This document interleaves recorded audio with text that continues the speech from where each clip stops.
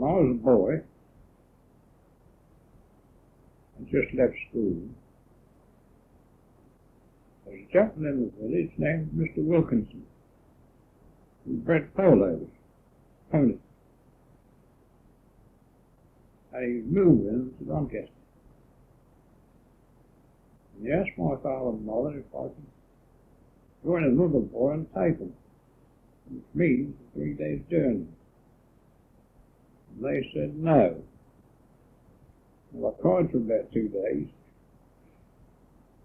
and they eventually thought I should break my heart. So they gave way. And I joined the other boy, and we took these ponies to Doncaster.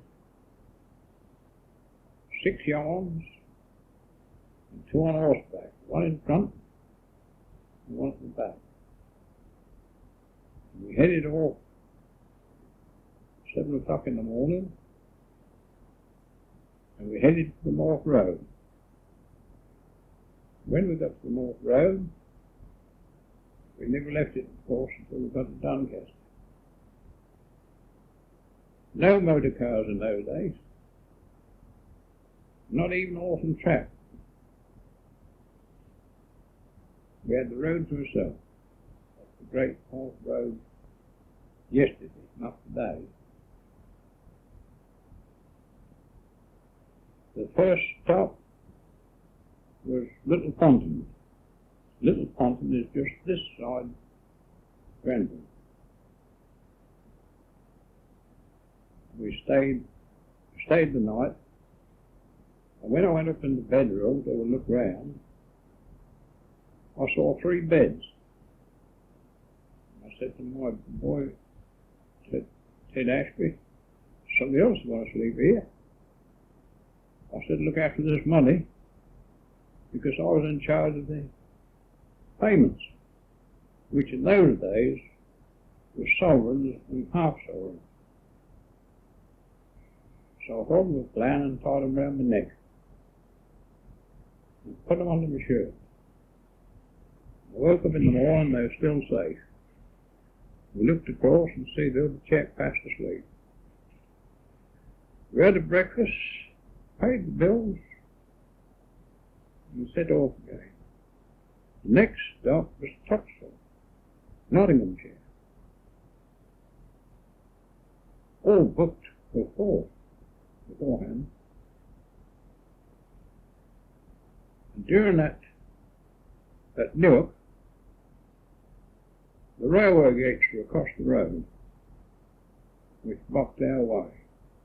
On comes the Great Northern, which was green engine, roared through, and away goes our young horses. Ever we galloped after them. The villagers, the town people kindly helped us to put them together, and away we went with no more incident. You see, they followed the first horse, and the other horse keeps them up together. We arrived at Tuxford, farmhouse, tea time. And in the kitchen, they'd been gathering the fruit, ready for market. It all looked so good, with apples and pears, and us boys were hungry. But they treated us well.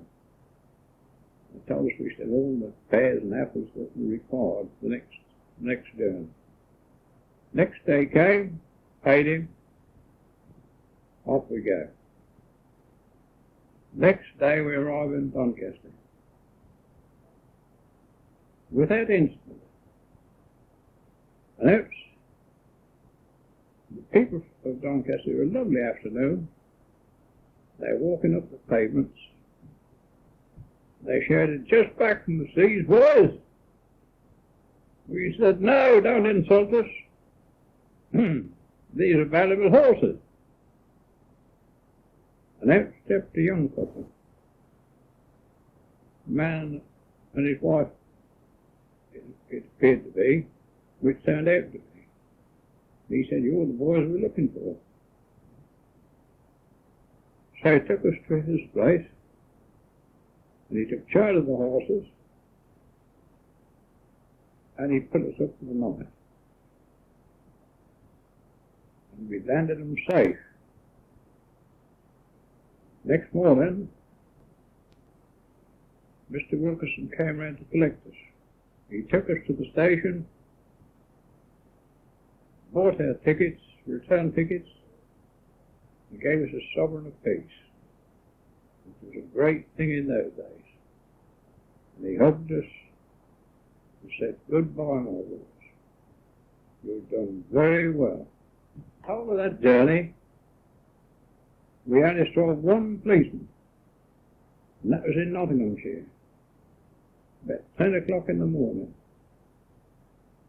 He pulled us up and said, "Here, whose horses are these?" We said, "Mr. Wilkinson." "Wilkinson who? Where's he from?" Said, "Elton, Peterborough, Huntingdonshire." "Where did you stop last night?" "Tuxford." "No? Where are you going now?" "Doncaster." "Good luck, boys."